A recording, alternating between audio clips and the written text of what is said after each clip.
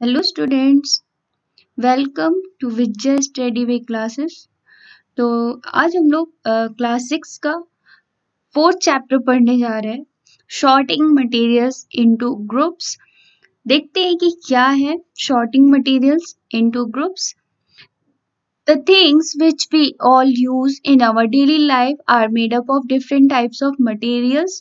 All these materials have mass, shape, and are classified based on many criteria, including their physical states, properties of materials, etc. तो यहाँ पे हम लोग इस chapter में पढ़ेंगे कि जो हम थिंग्स यूज करते हैं अपने डेली लाइफ में, जो हम अपने आसपास चीजों को देखते हैं, कपड़ों के हो गए, लकड़ी के हो गए, आयरन के हो गए, जो भी सारे सामान जो हम अपने घर में देखते हैं, अपने आसपास देखते हैं, तो वो अलग अलग मटेरियल से बने होते हैं। और इन सारे ही मटेरियल्स के मास होते हैं, शेप होता है, और इनको क्लासिफाई किया जाता है कुछ ऐसे क्राइटेरियाज पे, ठीक है, जिसको हम लोग यहाँ पे समझेंगे। ऑल्सो उनके फिजिकल स्टेट्स के बारे में भी समझेंगे कि उनका अपीयरेंस क्या है, टेक्सचर क्या है, प्रॉपर्टीज ऑफ मटेरियल्स एटसेट्रा। तो ये सारी चीजें हम लोग शॉर्टिंग मटेरियल्स इनटू ग्रुप्स में पढ़ने वाले हैं। फॉर एग्जाम्पल यहाँ पे मैंने मैटर के 3 स्टेट्स लिए आपको समझाने के लिए। तो ये है हमारा सॉलिड, गैस एंड लिक्विड। तो सॉलिड में यहाँ पे तो वुड है, लकड़ी है। यहाँ पे आयरन भी हो सकता है, प्लास्टिक भी हो सकता है, ठीक है। गैस है, गैस जो हम अपने सबसे पहले तो एयर में जो हम ब्रीथ करते हैं, लेते हैं। दूसरा है जो हम अपनी कुकिंग गैस घर में यूज करते हैं, और जो बलून में गैस भरी जाती है, एयर भरी जाती है, वो भी एक टाइप का गैस है। थर्ड जो स्टेट है वो है लिक्विड। लिक्विड बहुत सारे हमारे घर में हम देख सकते हैं, लाइक ये रेन वाटर हो गया, पीने का पानी हो गया, टैप वाटर हो गया, और भी जो जूसेस हैं जो हम खाने में यूज करते, पीने में यूज करते, जो कि लिक्विड स्टेट में होते हैं। तो जनरली क्या होता है कि हम समझने के लिए जो मटेरियल्स हमारे आसपास प्रेजेंट हैं, उनको हम समझने के लिए क्या करते हैं कि 3 स्टेट्स में देखते हैं, 3 स्टेट्स में उनको डिवाइड करते हैं, सॉर्ट करते हैं, डिफरेंशिएट करते हैं, ठीक है। तो जनरली क्या होता है कि हमारे आसपास जो मटेरियल्स होते हैं इन 3 स्टेट्स में ही होते हैं, solid, liquid and gas. Now next, अब हम देखेंगे यहाँ पे प्रॉपर्टीज ऑफ मटेरियल्स कि मटेरियल्स की जो विशेषताएं होती है वो क्या होती हैं, और उनको हम किस किस बेसिस पे, किस क्राइटेरियाज पे उनको हम डिफरेंशिएट करते हैं। Based on the different properties, materials can B differentiated into their respective groups. Listed below are the properties of materials. तो जैसे कि अभी हम लोगों ने समझा कि मटेरियल्स जो होते हैं, जो हमारे घर में चीजें होती हैं, पदार्थ जो होते हैं, वो अलग अलग होते हैं, दिखने में भी अलग होते हैं, उनकी जो फिजिकल केमिकल प्रॉपर्टी होती है वो भी अलग होती है, और इन्हीं डिफरेंट प्रॉपर्टीज पे हम लोग मटेरियल्स को शॉर्ट करते, डिफरेंशिएट करते हैं, उनको ग्रुप वाइज रखते हैं उनको। तो यहाँ पे कुछ ऐसे क्राइटेरियाज दे रखे हैं जिनके बिहाफ पे या जिनके बेसिस पे हम लोग मटेरियल्स को डिफरेंशिएट करेंगे अलग अलग ग्रुप्स में। तो फर्स्ट क्राइटेरिया क्या है कि the materials can B shorted into their groups based on the 3 states of matter, solids, liquids and gases. तो फर्स्ट क्राइटेरिया हम लोग जो मटेरियल को शॉर्ट करने के लिए, डिफरेंशिएट करने के लिए यूज करते हैं, वो करते हैं हम on the basis of their states of matter. हम देखते हैं कि वो सॉलिड है, लिक्विड है या गैसेस है। सेकंड जो क्राइटेरिया है उसमें हम क्या करते हैं कि मटेरियल को शॉर्ट करते, डिफरेंशिएट करते on the basis of their appearance. हम देखते हैं कि जो हमारा मटेरियल है वो दिखने में कैसा है, फिजिकली दिखने में कैसा है, छूने में कैसा है। तो उस अपीयरेंस में हम क्या देखते हैं, मटेरियल का कलर देखते हैं, टेक्सचर देखते हैं, हार्ड है या सॉफ्ट है, लस्टर है या नॉन लस्टरस है। तो ये सारी चीजें हम यूज करते हैं, अपीयरेंस को यूज करते हैं मटेरियल्स को शॉर्ट करने में, डिफरेंशिएट करने में। Third criteria used to sort the materials are based on their solubility. The solubility depends on soluble and insoluble of materials in water. For example, salt and sugar are soluble in water, while chalk and sand are insoluble in water. तो third criteria में हम देखते हैं कि जो material है उसकी solubility क्या है, ठीक है, वो वाटर में कितना ज्यादा घुलनशील है या इनसॉल्युबल है, घुलता नहीं है, ठीक है। तो जो सॉल्युबिलिटी जो होती है मटेरियल की वो डिपेंड करती है कि वो वाटर में घुलता है या नहीं घुलता है। तो जो सॉल्युबल मटेरियल्स होते हैं उसका एग्जाम्पल है सॉल्ट एंड शुगर। आपने देखा होगा कि जब वाटर में सॉल्ट एंड शुगर को ऐड करते हैं तो वो इजिली घुल जाते हैं, वाटर में मिल जाते हैं, तो इनको बोलते हैं सॉल्युबल मटेरियल्स। जबकि इनसॉल्युबल कौन से होते हैं, जो वाटर में घुलते या मिलते नहीं है, लाइक चॉक हो गया, सैंड हो गया। तो ये जो एग्जाम्पल्स हैं ये हम घर पे भी कर सकते हैं और देख सकते हैं कि हमारा मटेरियल कैसा है, उसकी सॉल्युबिलिटी क्या है, इनसॉल्युबल वो इन वाटर है या सॉल्युबल इन वाटर है। The fourth criteria used to sort the materials is based on the metal and non-metals. Iron, copper, gold are examples of metals and coal, chalk, rubber are examples of non-metal. तो fourth criteria जो material को short करने का है वो है, हम ये देखते हैं कि हमारा जो मटेरियल है वो मेटल है या नॉन मेटल्स है। इन सारी जितने भी प्रॉपर्टीज यहाँ पे हम लोग डिस्कशन करें, like states of matter, appearance, solubility, metal, non metal, ये इनको हम इस चैप्टर में डिटेल में फर्दर पढ़ने वाले हैं। तो फोर्थ क्राइटेरिया में हम देखते हैं कि जो हमारा मटेरियल है वो मेटल है कि नॉन मेटल है। तो मेटल जो एग्जाम्पल है वो है आयरन, कॉपर, गोल्ड। ये क्या है, मेटल के एग्जाम्पल्स हैं। इनमें सिल्वर भी आता है, स्टील भी आता है। नॉन मेटल जो आता है वो है कोल हो गया, चॉक हो गया, वुड हो गया, ठीक है, रबर हो गया, प्लास्टिक हो गया, तो ये होते हैं non metals. Fifth criteria used to sort the materials is based on the light transmission through objects, which includes opaque, translucent and transparent. तो फिफ्थ जो क्राइटेरिया है उसमें हम क्या मटेरियल को जो शॉर्ट करते हैं, जो डिफ्रेंशिएट करते हैं, वो हम करते हैं on the basis of light transmission.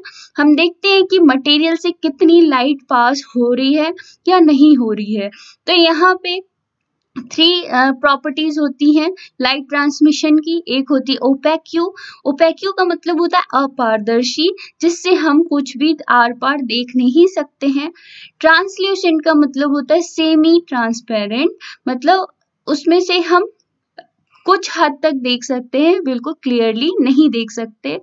और थर्ड जो होता है वो होता है हमारा ट्रांसपेरेंट, पारदर्शी, जिसके आर पार हम चीजों को क्लियरली देख सकते हैं। तो ये थी कुछ प्रॉपर्टीज ऑफ मटेरियल्स जो कि हम लोगों ने समझा। और क्राइटेरिया थे 5 क्राइटेरियाज थे जिनके बिहाफ पे हम लोग मटेरियल्स को डिफ्रेंशिएट करते हैं, शॉर्ट करते हैं। और ये सारे प्रॉपर्टीज हम लोग 1 by 1 इस चैप्टर में पढ़ने वाले हैं, डिस्कशन करने वाले हैं। नेक्स्ट जो है उस पे हम लोग देखेंगे कि how are materials classified. Materials को हम लोग क्लासिफाइड कैसे करते हैं और इसको हम लोग 1 by 1 समझेंगे। तो materials are classified based on similarities in their properties such as appearance, hardness, transparency, solubility और डेंसिटी। तो मटेरियल्स जो है अब हम लोग क्लासिफाई करेंगे कि उनमें समानताएं क्या है, मटेरियल्स में सिमिलैरिटीज क्या है, एक दूसरे से कैसे सिमिलर दिखते हैं। तो ये जो प्रॉपर्टी, जो सिमिलैरिटीज के बेसिस पे जो प्रॉपर्टीज है वो है अपीयरेंस, हार्डनेस, ट्रांसपेरेंसी, सॉल्युबिलिटी और डेंसिटी। तो हार्डनेस में क्या देखते हैं हम कि जो हमारा मटेरियल है वो कितना हार्ड है।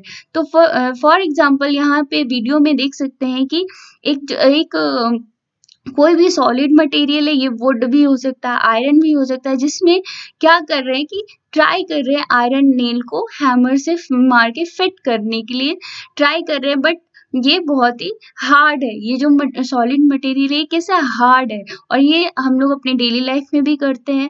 तो हम देख सकते हैं कि ये इसके यहाँ पे जो ये सॉलिड मटेरियल यूज हो रहा है इसकी प्रॉपर्टी कैसी है, ये शो कर रही है हार्डनेस को, ठीक है। और इसका अपोजिट क्या हो जाएगा, इसका अपोजिट हो जाएगा सॉफ्टनेस की। नेक्स्ट जो है वो यहाँ पे हम लोग ट्रांसपेरेंसी देख रहे हैं, ट्रांसपेरेंसी की प्रॉपर्टी देख रहे हैं। तो जब हमारा ये बिल्कुल ही कुछ नहीं दिखता आर पार, तो ये होता है ओपैक क्यू, या भी ये होता है ओपैक क्यू। और जब हम अपने हैंड को आर पार देख सकते हैं तो ये होता है ट्रांसपेरेंट की प्रॉपर्टी, जिसको ट्रांसपेरेंसी बोलते हैं। नेक्स्ट जो है यहाँ पे हम लोग देख सकते हैं सॉल्युबिलिटी और डेंसिटी। तो यहाँ पे हम लोगों ने वाटर ले रखा है फर्स्टली, देन इसमें हम लोग आयोडीन को ऐड करते हैं। आयोडीन को ऐड करने के बाद हम वाटर को स्टर करते हैं। स्टर करने के बाद क्या होता है, आफ्टर अ फ्यू मिनट्स जो वाटर का कलर है वो चेंज हो जाता है, ब्लू से येलो हो जाता है। तो इससे पता चलता है कि जो आयोडीन था वो वाटर में घुल गया है, सॉल्युबल हो गया है, और ये सॉल्युबिलिटी की प्रॉपर्टी को शो कर रहा है। और इसका अपोजिट हो जाएगा इनसॉल्युबिलिटी, ठीक है। तो ये सारी जो प्रॉपर्टीज थी ये हम लोगों ने यहाँ पे डिस्कशन की मटेरियल्स की। अब हम डिस्कशन करेंगे यहाँ पे अपीयरेंस प्रॉपर्टीज के बारे में, जो मटेरियल की अपीयरेंस की प्रॉपर्टीज के बारे में, जिसको पॉलिशिंग भी बोलते हैं, ठीक है। तो metal polishing acts as a protective shield to metal surfaces because it stops oxidation, ठीक है। तो हम लोग क्या करते हैं कि जो मेटल की जो पॉलिशिंग करते हैं किसी भी मेटल सरफेस पे, ठीक है, तो उसको किस लिए करते हैं, तो मेटल की जो पॉलिशिंग करते हैं वो होती है फॉर किसी भी मेटल सरफेस को प्रोटेक्ट करने के लिए हम मेटल की पॉलिशिंग करते हैं। अगर देखा होगा कि अगर बिना पॉलिशिंग के हम आयरन मेटल को यूज करते हैं तो वो क्या होता है कि वो इजीली ऑक्सीडाइज हो जाता है इन्वायरमेंट में। जब वो ओपन रहता है आयरन सरफेस तो इजीली ऑक्सीडाइज हो जाता है, फिर उसमें रस्ट लगने लगता है, जंक लगने लगता है। तो रस्टिंग को और जंक की प्रोसेस को रोकने के लिए हम क्या करते हैं कि मेटल पॉलिशिंग करते हैं, जिसको हम लोग बाहर से देख सकते हैं। और वो अपीयरेंस की एक प्रॉपर्टी है जिससे हम लोग बता सकते हैं कि इस पर्टिकुलर मेटल का जो अपीयरेंस है वो कैसा है, लश्चर है या नॉन लश्चरस है। It is a method of improving the durability and texture of metal surfaces as they are much less likely to wear or corrode. तो ये जो प्रॉपर्टी होती है पॉलिशिंग की, ये जो है किसी भी मेटल की ड्यूरेबिलिटी मतलब उसकी लाइफ को बढ़ा देती है। जंक लगने से जल्दी वो खराब हो जाता है। तो क्या होता है कि जब पॉलिशिंग कर देते हैं तो वो इजीली उसमें रस्ट या जंक नहीं लगता है और वो ज़्यादा दिन चलता है। दूसरा जो है वो जो मेटल का जो टेक्सचर है उसको इम्प्रूव कर देता है, बढ़ा देता है, ठीक है। तो इस तरीके से जो अपीयरेंस का जो फर्स्ट जो टॉपिक हम लोगों ने पढ़ा, जो फर्स्ट प्रॉपर्टी पढ़ा वो था polishing. Now classification based on appearance. तो अपीयरेंस को जो हम मेटल का क्लासिफिकेशन करते हैं on the basis of appearance, तो उसमें हम लोग देखते हैं कि हमारा जो मेटल है वो लश्चरस है या नॉन लश्चरस है। लश्चरस का मतलब होता है शाइनी, चमकदार। नॉन लश्चरस का मतलब होता है डल, ठीक है। तो लश्चरस का जो एक एग्जाम्पल यहाँ पे देख सकते हैं पिक्चर में, ये हम लोगों ने डायमंड का एग्जाम्पल लिया है, ठीक है। तो डायमंड जो होता है बहुत ही चमकीला पदार्थ होता है, ठीक है। तो इस तरीके से अपीयरेंस जो होता है वो मेनली टू टाइप्स में हम लोग उसको मटेरियल को या किसी भी मेटल को डिफरेंशिएट करते हैं। तो जैसे लश्चरस हो गया, नॉन लश्चरस। तो नॉन लश्चरस के एग्जाम्पल्स हैं हमारे वुड है, ठीक है, फैब्रिक है, कार्ड है, डेस्क है, पेपर है, प्लास्टिक है। तो ये कैसे हैं, ये है नॉन लश्चरस। और जो मेटल होते हैं वो कैसे होते हैं, लश्चरस होते हैं। Materials can B differentiated from each other based on their looks, ठीक है। तो मटेरियल को हम अपीयरेंस के बिहाफ पे हम on the basis of looks, दिखने में कैसा है मटेरियल, हम उसको डिफरेंशिएट कर सकते हैं। तो हम लोगों ने जैसे डिफरेंशिएट किया लश्चरस है या नॉन लश्चरस है। Some like diamond and gold are shiny and is termed as lustrous materials. तो जो shiny होते हैं, जो चमकदार मटेरियल होते हैं like diamond and gold, उनको क्या बोलते हैं, lustrous materials बोलते हैं। और लाइक ग्रेफाइट हो गया, वुड हो गया, जो कि शाइनी नहीं होते, चमकदार नहीं होते, उनको बोला जाता है नॉन लस्ट्रस मटेरियल्स। तो यहाँ पे हम लोगों ने समझा on the basis of appearance की मटेरियल्स को हम लोगों ने कैसे डिफ्रेंशिएट किया। हम लोगों ने डिफ्रेंशिएट किया on the basis of lustrous और नॉन लस्ट्रस, मटेरियल चमकदार है या नहीं। तो ये था अपीयरेंस के बारे में जो कि हम लोगों ने समझा। अब हम लोग देखेंगे सेकंड प्रॉपर्टी जो कि है टफनेस और हार्डनेस, जिसके बिहाफ पे हम समझते हैं कि हमारा मटेरियल जो है वो हार्ड है या सॉफ्ट है। The property of material to withstand stress without breaking is termed as toughness. ठीक है, तो जो मटेरियल की जो प्रॉपर्टी होती है, ठीक है, जो कि बिना किसी स्ट्रेस के टूटती नहीं है, उसको बोलते हैं, उस प्रॉपर्टी को बोलते हैं टफनेस या hardness. A material with high strength and high ductility will have more toughness than a material with low strength and low ductility। ठीक है, तो ऐसा मटेरियल जिसका स्ट्रेंथ ज्यादा होता है, जिसकी डक्टिलिटी ज्यादा होती है, वो कैसा होता है, वो टफ होता, हार्ड होता है, जबकि जो सॉफ्ट होता है उसकी स्ट्रेंथ और डक्टिलिटी लो होती है। तो on the basis of hardness और टफनेस, हार्डनेस और टफनेस का एक ही मीनिंग होता है, कंफ्यूज नहीं होना है। तो on the basis of hardness हम मटेरियल को क्लासिफाई करते हैं कि हमारा मटेरियल जो है वो हार्ड है या सॉफ्ट है। Materials that can be compressed or deformed easily are referred to as soft substances। तो ऐसे मटेरियल्स जिनको हम easily दबा सकते हैं और उनको किसी भी शेप में कर सकते हैं, तो उनको बोलते हैं सॉफ्ट मटेरियल्स या सॉफ्ट सब्सटेंसेस, जिसका यहाँ पे आप लोग पिक्चर में एक एग्जांपल देख सकते हैं फैब्रिक का, ऊन का, जो कि बहुत ही ज्यादा सॉफ्ट होते हैं। और इसके और भी एग्जांपल्स हैं, लाइक हो गया हमारा स्पॉन्ज हो गया और कॉटन हो गया। तो ये सारी कैसी चीजें, ये सारी चीजें हैं सॉफ्टनेस को प्रॉपर्टी को शो करती हैं। जबकि materials that are difficult to bend or compress and are termed as hard substances, और ऐसे substances जिनको हम दबा नहीं सकते, बेंड नहीं कर सकते, मोड़ नहीं सकते, तो ऐसे सब्सटेंसेस को बोलते हैं हार्ड सब्सटेंसेस, और ये हार्डनेस की प्रॉपर्टी को शो करते हैं। फॉर एग्जांपल आयरन हो गया, वुड हो गया, और भी मेटल्स जो हम अपने घर में यूज करते हैं। तो यहाँ पे हम लोगों ने टफनेस और हार्डनेस की प्रॉपर्टी को समझा। ठीक है, मटेरियल को उसके बिहाफ पे हम लोगों ने यहाँ पे डिफरेंशिएट किया on the basis of hardness and softness. अब हम लोग समझेंगे सॉल्युबिलिटी की जो प्रॉपर्टी है, जिसके बिहाफ पे हम लोग मटेरियल को डिफरेंशिएट करते हैं। तो ऑलरेडी हम लोग समझ चुके हैं कि सॉल्युबिलिटी क्या होती है। जो वाटर में घुल जाता है इजिली, उनको सॉल्युबल सब्सटेंसेस बोलते हैं। जो वाटर में घुलता नहीं है उनको इनसॉल्युबल सब्सटेंसेस बोलते हैं। तो सम सब्सटेंसेस कंप्लीटली डिसअपियर और dissolve in water, these substances are soluble in water. तो जो सब्सटेंसेस कंप्लीटली डिसअपियर और डिसॉल्व हो जाते हैं वाटर में, उनको बोलते हैं soluble substances। Other substances do not mix with water and do not disappear even after we stir for a long time. These substances are insoluble in water।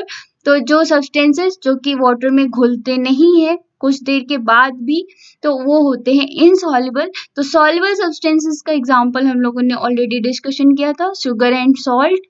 जबकि insoluble जो का एग्जाम्पल हम लोगों ने डिस्कशन किया था चॉक एंड सैंड। ऑल्सो यहाँ पे हम लोग देख सकते हैं वीडियो में कि हमारा ये वाटर है और जब इसमें हम लोगों ने कुछ आयोडीन को ऐड किया, तो जो आयोडीन होता है वो वाटर में डिसॉल्व हो जाता है and after few minute water का कलर चेंज हो जाता है, जो कि बताता है कि आयोडीन जो है वाटर में सॉल्युबल है। नाउ नेक्स्ट जो प्रॉपर्टी है यहाँ पे, वो हम लोग बियोंसी के बारे में पढ़ेंगे कि बियोंसी जो है वो कैसे हमारे मटेरियल को डिफरेंशिएट करती है। The upward force applied by the fluid on the object or the body when an object is put in or submerged in the fluid is termed as buoyancy। तो buoyancy क्या होता है, एक type का force होता है जो कि ऑब्जेक्ट पे लगता है बाय फ्लूइड। जो फ्लूइड होता है, जो लिक्विड होता है, जिसमें जो ऑब्जेक्ट पड़ा होता है या जो हम लोग फेंकते हैं पानी में, तो क्या होता है कि वहां पे एक अपवर्ड फोर्स लगता है, फ्लूइड के द्वारा एक अपवर्ड फोर्स लगता है जिसको बोलते हैं वियोंसी।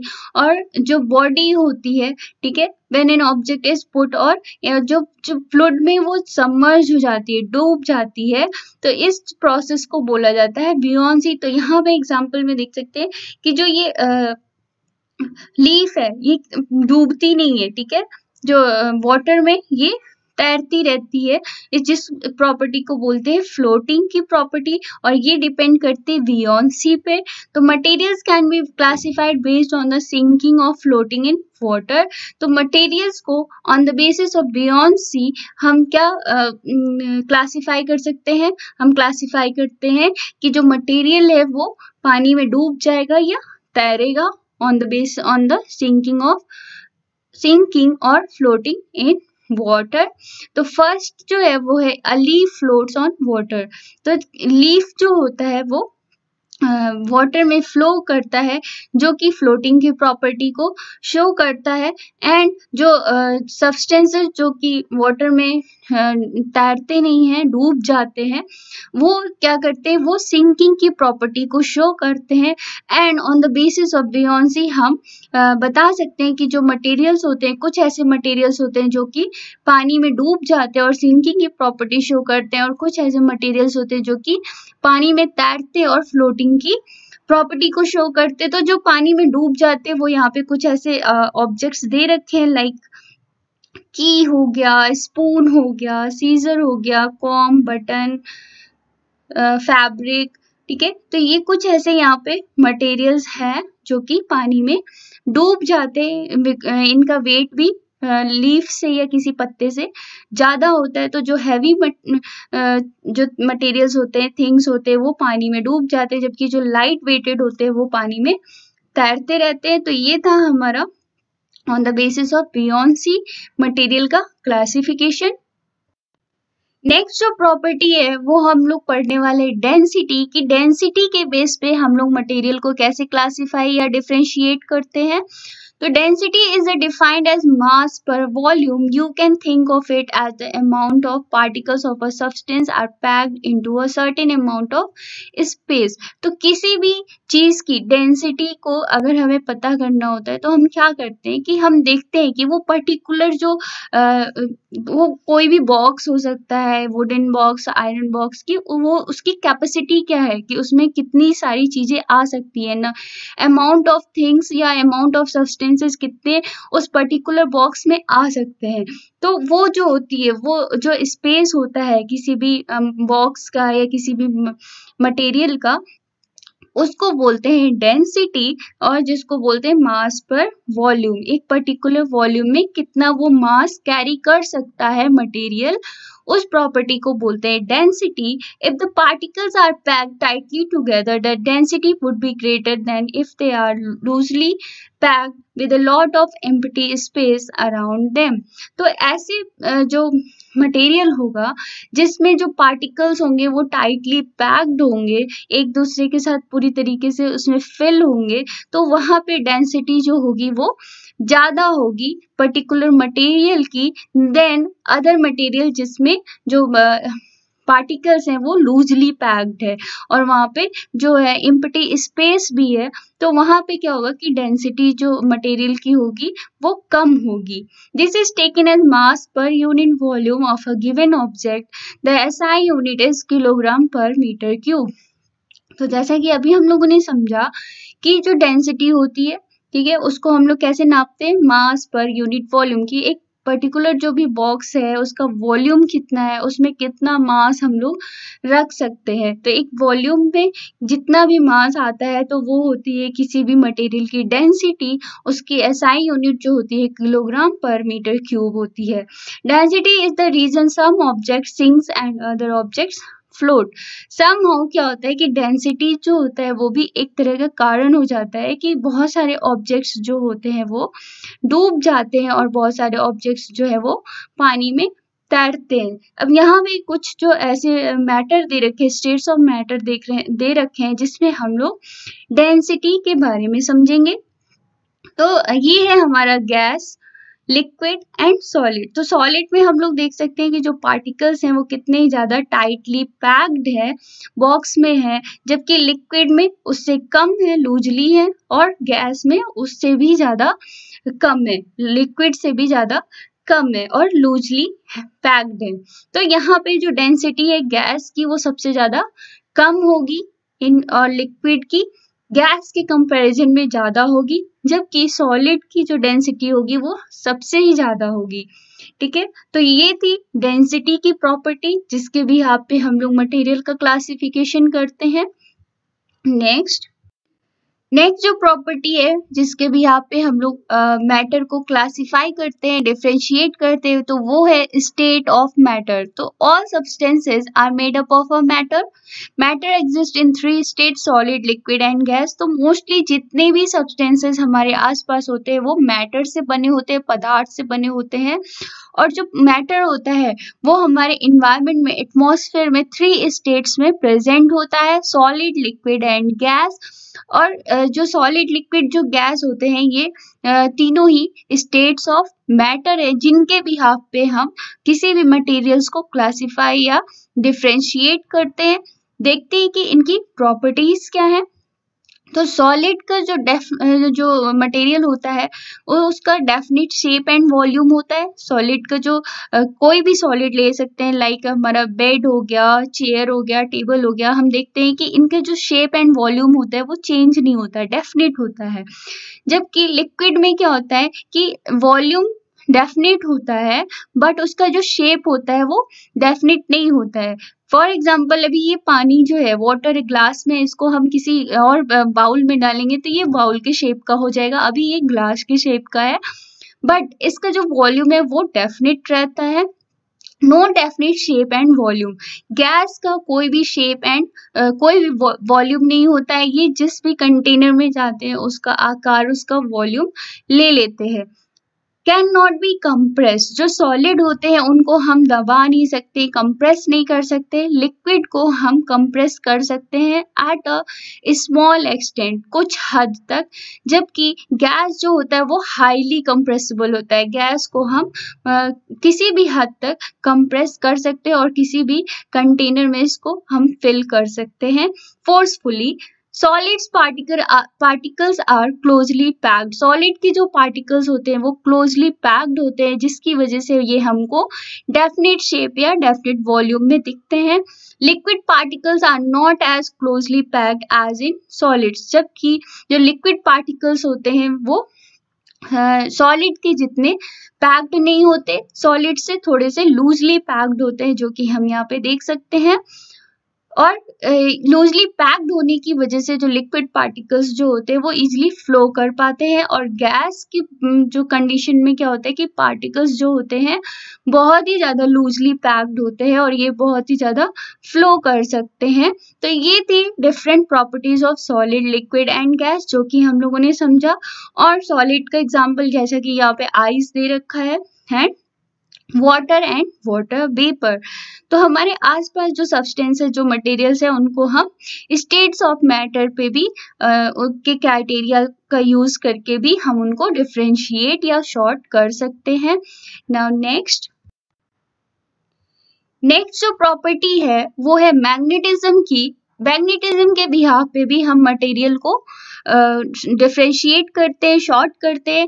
यहाँ पे हम देखते हैं कि जो मटेरियल है वो मैग्नेट से कितना ज़्यादा अट्रैक्ट होता है या रिपल होता है। तो materials that are attracted to a magnet are called magnetic materials. तो ऐसे मटेरियल्स जो कि मैग्नेट से, चुंबक से अट्रैक्ट होते हैं, इनको बोलते हैं मैग्नेटिक मटेरियल्स, जो कि यहाँ पे आप लोग वीडियो में देख सकते हैं। This property is called magnetism. और जब ये जो प्रोसेस हो रही है, ठीक है, इसको बोलते हैं मैग्नेटाइजेशन और इस प्रॉपर्टी को बोलते हैं मैग्नेटिज्म।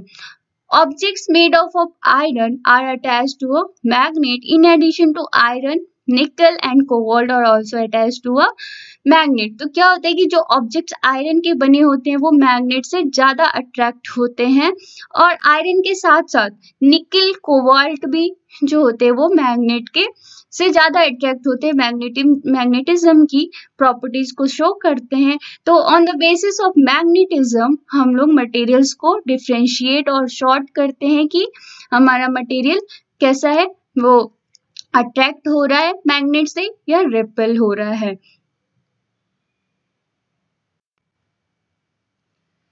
अब हम देखेंगे कंडक्शन ऑफ हीट। तो यहाँ पे भी हम मटेरियल को क्लासिफाई करेंगे, शॉर्ट करेंगे, डिफ्रेंशिएट करेंगे on the basis of conduction of heat. हम देखेंगे कि मटेरियल में हीट का कंडक्शन हो रहा है या नहीं हो रहा, हीट का जो जिसको हिंदी में बोलते संचार हो रहा है कि नहीं हो रहा है। तो if you observe the utensils in your kitchen, you will notice that though most of them are made of metals, their handles are made of wood or hard plastic। तो जो utensils, जो बर्तन हम लोग अपने किचन में use करते, तो हमने नोटिस किया होगा कि वो मोस्टली मेटल्स के होते हैं और उनके जो हैंडल्स होते हैं जिनको हम यहाँ पे पकड़ते हैं, तो ये कैसे होते हैं, वुड और प्लास्टिक के होते हैं। तो ऐसा क्यों है? ऐसा इसलिए कि जो मेटल्स होते हैं वो गुड कंडक्टर ऑफ हीट होते हैं, इजीली गर्म हो जाते हैं और हमारा खाना भी इजीली पक पाता है, कुक हो पाता है। जबकि जो ये हैंडल्स होते हैं ये वुड और प्लास्टिक के इसलिए होते हैं क्योंकि वुड और जो प्लास्टिक होता है वो बैड कंडक्टर ऑफ हीट होता है, इसमें इजीली हीट पास नहीं होती है या इजीली ये या बहुत ज़्यादा मेटल के जैसे गर्म नहीं होते हैं। तो हम इनको यहाँ पे पकड़ते हैं, बेयर हैंड से, नंगे हाथों से पकड़ सकते हैं और अपने खाना को, अपने फूड को कुक कर सकते हैं। तो यहाँ पे हम लोगों ने क्या समझा कि जो मेटल्स होते हैं वो गुड कंडक्टर ऑफ हीट होते हैं, जबकि जो वुड और जो प्लास्टिक होते हैं वो बैड कंडक्टर ऑफ हीट होते हैं। और on the basis of conduction of heat हम लोगों ने अगेन मटेरियल को क्लासिफाई किया। कौन कौन से मटेरियल को? मेटल्स को जो कि गुड कंडक्टर ऑफ हीट है, और वुड और हार्ड प्लास्टिक को जो कि बैड कंडक्टर ऑफ हीट है। नाउ नेक्स्ट, अब यहाँ पे कुछ ऐसे कंडक्टर्स और इंसुलेटर्स दे रखे हैं जिन्हें हम समझेंगे कि किससे हीट पास होती है और किससे हीट पास नहीं होती है। Materials that allow heat to flow through them are called conductors of heat, whereas those that do not allow heat to flow through them are called insulators of heat। तो ऐसे materials जो कि जिससे heat easily pass होता है, easily conduct होता है, तो उनको बोलते हैं कंडक्टर्स ऑफ हीट। जबकि जो मटेरियल्स जो कि इजिली गर्म नहीं होते, इजिली जिनमें हीट पास नहीं होती, उनको बोलते हैं insulators of heat. Generally metals are conductors of heat, whereas non metals like wood, plastic, glass, bamboo, air and paper and are insulators of heat. तो कंडक्टर्स जो होते हैं जो कि हम देख सकते हैं अपने आसपास, वो होता है कॉपर हो गया, एल्यूमिनियम हो गया, स्टील हो गया, और एनी मेटल, कोई भी मेटल जो होगा वो कैसा होगा, कंडक्टर ऑफ हीट होगा, जिसमें से हीट फ्लो होती है, हीट पास होती है, उस मटेरियल को बोलते हैं कंडक्टर्स। जबकि ऐसे मटेरियल जिनमें से हीट फ्लो नहीं होती है, उन मटेरियल को बोलते हैं इंसुलेटर्स। तो इंसुलेटर्स के एग्जांपल्स हैं plastic, rubber, glass, cloth, would, और ये सारी चीजें हम अपने आसपास अपने डेली लाइफ में यूज करते हैं। तो अगेन यहाँ पे हम लोगों ने मटेरियल को डिफ्रेंशिएट कर दिया कंडक्टर में और इंसुलेटर में। कंडक्टर जो कि हीट को पास होने देते हैं, कंडक्ट होने देते हैं, और इंसुलेटर जो कि हीट को पास नहीं होने देते हैं। और यही सेम चीज है कंडक्शन ऑफ इलेक्ट्रिसिटी के केस में भी यही सेम चीज है। जो इलेक्ट्रिसिटी को पास होने देते हैं, फ्लो होने देते हैं, तो वो होते हैं कंडक्टर्स, और जो पास नहीं होने देते, फ्लो नहीं होने देते, वो होते हैं इंसुलेटर्स। तो यहाँ में अब हम लोग कंडक्शन ऑफ इलेक्ट्रिसिटी के बारे में समझेंगे। अगेन कंडक्शन ऑफ इलेक्ट्रिसिटी से भी हम लोग क्या करते हैं, मटेरियल को डिफ्रेंशिएट करते हैं। जैसे कि अभी इससे पहले मैंने आपको बताया कि कंडक्टर्स और इंसुलेटर, कंडक्टर्स जो हीट एंड इलेक्ट्रिसिटी को पास होने देते हैं और इंसुलेटर्स जो पास नहीं होने देते हैं। We get electricity in our homes through cables and wires.